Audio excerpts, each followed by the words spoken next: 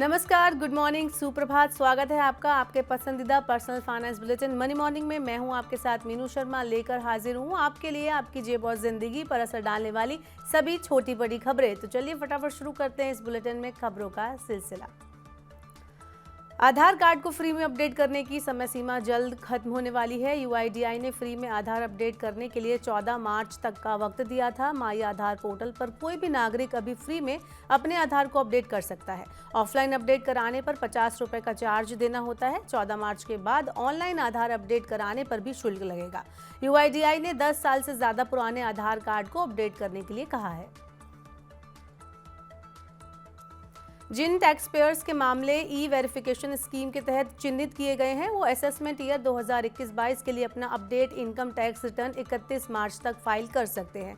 CBDT ने वित्त वर्ष 2020-21 के लिए फाइल किए गए कुछ आईटीआर में वित्तीय लेन देन की जानकारी और विभाग के पास उपलब्ध जानकारी के बीच अंतर पकड़ा था। ऐसे में ई वेरिफिकेशन स्कीम के तहत आयकर विभाग बेमेल जानकारी के संबंध में टैक्स पेयर्स को नोटिस भेज रहा है। इन नोटिस में टैक्स पेयर से अपडेटेड आईटीआर फाइल करने को कहा गया है। फूड एग्रीगेटर स्विगी 12 मार्च से रेल यात्रियों को फूड डिलीवरी सर्विस शुरू करेगी। सेवा की शुरुआत बेंगलुरु, भुवनेश्वर, विशाखापट्टनम और विजयवाड़ा रेलवे स्टेशन पर होगी। आने वाले हफ्तों में सेवा को 59 और रेलवे स्टेशनों तक बढ़ाया जाएगा। इसके लिए स्विगी और आईआरसीटीसी ने एक समझौता किया है।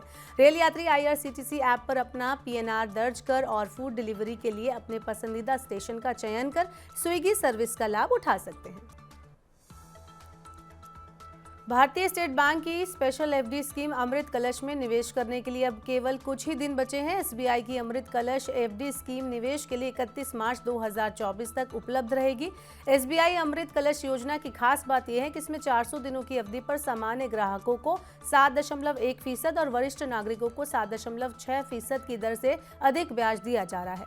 ग्राहकों को कम समय में ज्यादा ब्याज मिल रहा है। एसबीआई अमृत कलश एफडी पर ब्याज का भुगतान मासिक, तिमाही और छमाही आधार पर किया जाता है।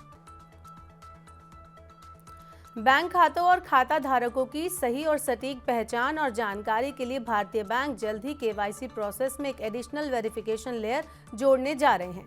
सरकार ने केवाईसी नियमों, मानदंडों को सुनिश्चित करने के लिए एक समिति बनाई है। बैंक इस मुद्दे पर आरबीआई और सरकार से बातचीत करेंगे।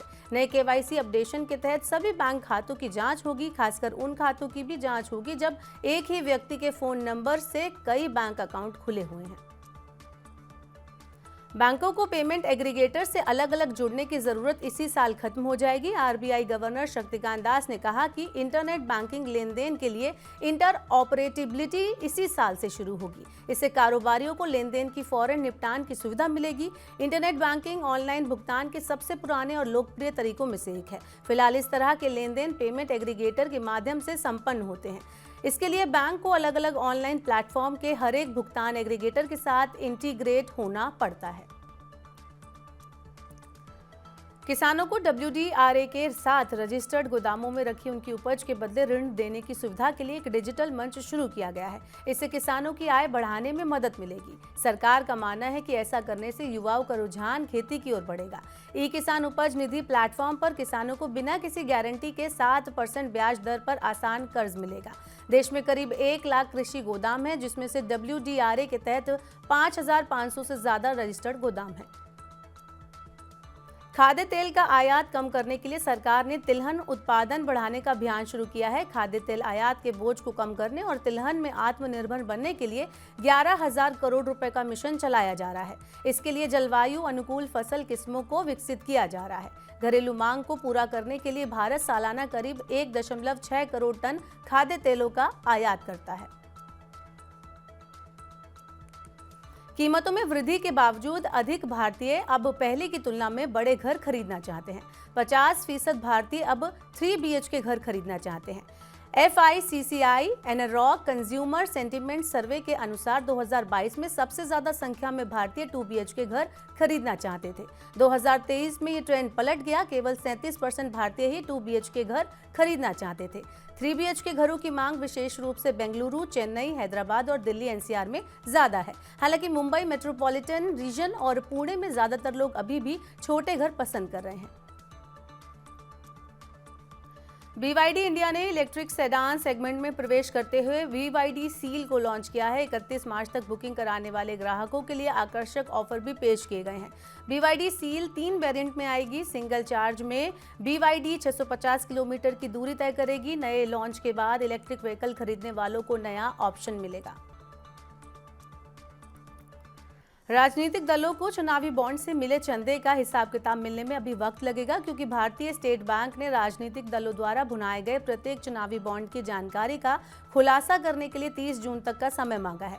SBI ने समय बढ़ाने के लिए सुप्रीम कोर्ट से अनुरोध किया है। पिछले महीने सुप्रीम कोर्ट ने SBI को 6 मार्च तक पूरी जानकारी उपलब्ध कराने का निर्देश दिया था। SC ने 15 फरवरी को चुनावी बॉन्ड को असंवैधानिक बताते हुए इन्हें निरस्त करने का आदेश दिया था। तो आज के मनी मॉर्निंग के बुलेटिन में फिलहाल इतना ही। अपने काम की जरूरी जानकारी, जरूरी खबरें देखने और समझने के लिए सब्सक्राइब करें हमारे YouTube चैनल को। वहीं पर्सनल फाइनेंस से जुड़ी खबरों को आप पढ़ना चाहते हैं और ज़्यादा समझना चाहते हैं तो हमारी वेबसाइट www.money9.com पर विजिट करें। यहाँ पर 7 अलग अलग भाषाओं में आपको पढ़ने और समझने को मिलेंगी पर्सनल फाइनेंस से जुड़ी तमाम बड़ी खबरें। वहीं खास कार्यक्रम आप देखना चाहते हैं तो Money9 के ऐप को जरूर डाउनलोड कर लें। फिलहाल के लिए इस बुलेटिन में इतना ही। बने रहिए Money9 के साथ। नमस्कार।